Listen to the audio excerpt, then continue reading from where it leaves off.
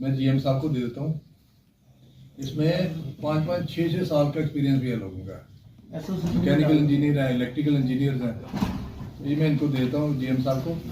और जिस तरह ये कहा गया सभी ने कि एक हेल्प डेस्क आप बना लो जीएससी में, जहाँ लोग उसका नंबर आप पब्लिसाइज कर दें कि ये नंबर है, वहाँ लोग अपना जमा करा दें। फंक्शन मैनेजर किसी की लगा, मुझे भी काफ़ी कर दूँ कि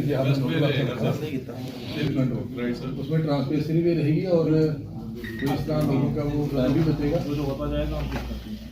ठीक है, ये भी और भी जो आ रहे हैं, एक डाटा बेस बना लो आप अपना सारा, इस महीने कितने प्लेसमेंट हुई, कितना हमारे पास मैन पावर है, वही जो इन्फॉर्मेशन है सभी इंडस्ट्रियल यूनिट चाहे नए भी हैं पुराने उनके साथ भी रिक्वेजिशन देते रहे along with their qualification, technical है संबंधित वैसे लिया। और इन्होंने पहले एज ए लेजिस्लेटर यहाँ पे मीटिंग रखी है।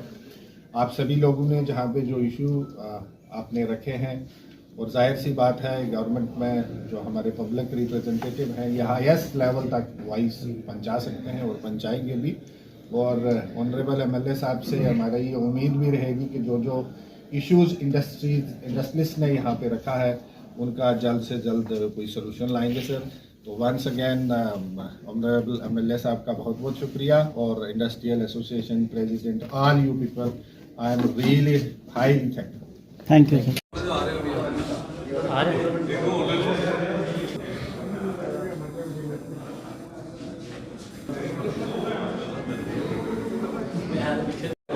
देखिए, इन्हीं चीज़ों के ध्यान में रखते हुए मैंने आज सभी इंडस्ट्रियल यूनिट्स के साथ मीटिंग की यहाँ कठुआ में।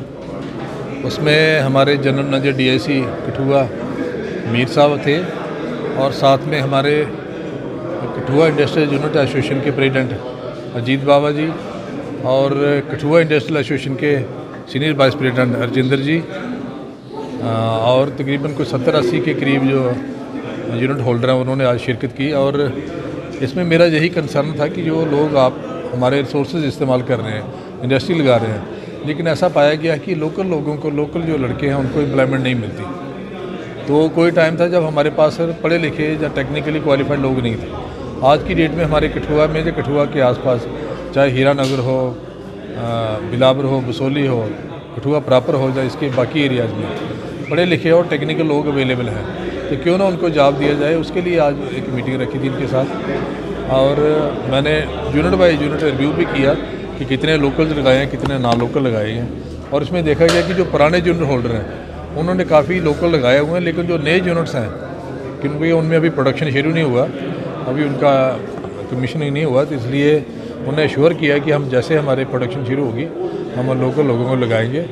और इसमें ये आज डिसाइड किया गया कि सभी जो नौजवान लड़के हैं वो जनरल मैनेजर डीआईसी को अपने रिज्यूम देंगे, ताकि वहाँ से वो जहाँ जहाँ से रिक्वायरमेंट आ रही है वहाँ से देंगे, ताकि नौजवानों को हर जगह ना भटकना पड़े यूनिट बाय यूनिट, ताकि इंडस्ट्रीज में आके जनरल मैनेजर इंडस्ट्री के दफ्तर में जमा करवा दें। और मैंने इनको आज डायरेक्शन दी है कि एक नोडल ऑफिसर को वहाँ लगा लें जो सभी बच्चों की एप्लीकेशन लेगा, उनका एक डेटाबेस बनाएगा कि किस किस ट्रेड में कितने कितने लोग हैं और कहाँ कहाँ किस किस इंडस्ट्री में क्या क्या रिक्वायरमेंट है, उसी के मुताबिक ताकि वो उनकी प्लेसमेंट हो। और उसके साथ साथ इंडस्ट्रियल यूनिट्स वालों ने अपनी प्रॉब्लमें बताई कि जो इनर रोड्स हैं सिडको के, सीकाप के, जहाँ हमारा जो रेलवे रोड है उसमें गंदगी बड़ी है और इनर रोड्स नहीं हैं, टूटे फूटे हैं।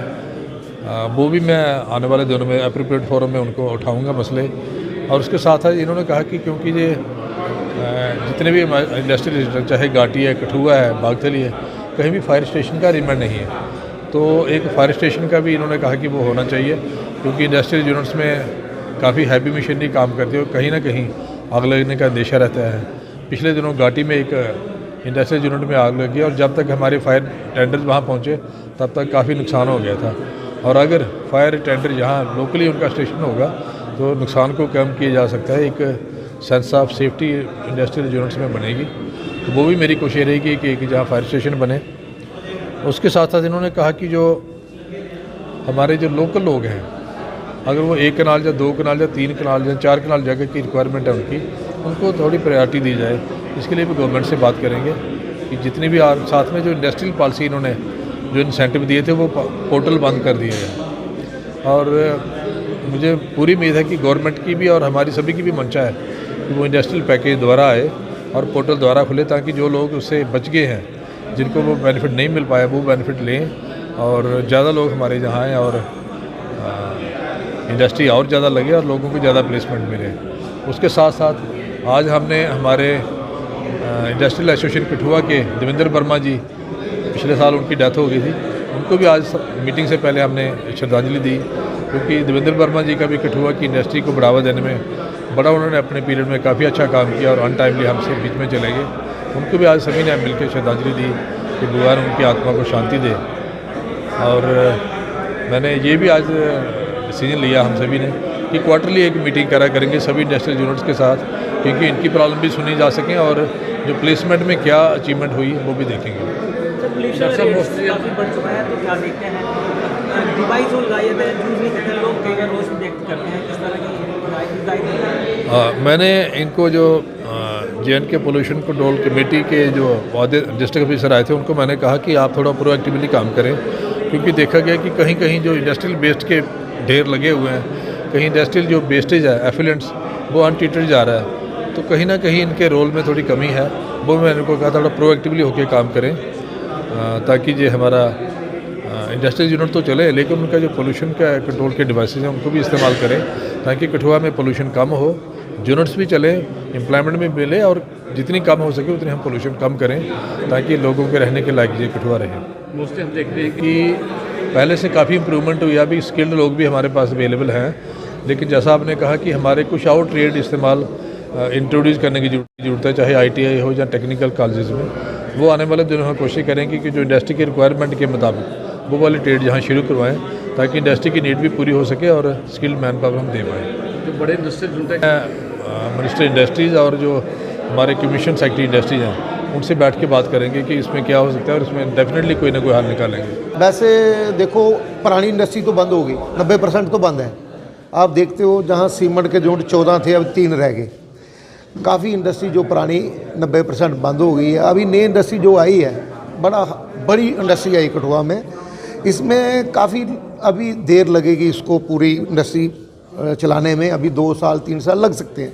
कई पाइपलाइन में हैं, जैसे पैकेज ख़त्म हो गया, 28,400 करोड़ का पैकेज था, उसमें इन्होंने क्या किया, 2-3 महीने से वो पैकेज ख़त्म हो गया, काफ़ी लोग रह गए जिन्होंने इंडस्ट्री लगा भी दी है, कम से कम वो चलने के कगार है, वो अभी नहीं चला सकते, क्यों, उनको पास फंड नहीं है, वो पैकेज में आ नहीं रहे हैं।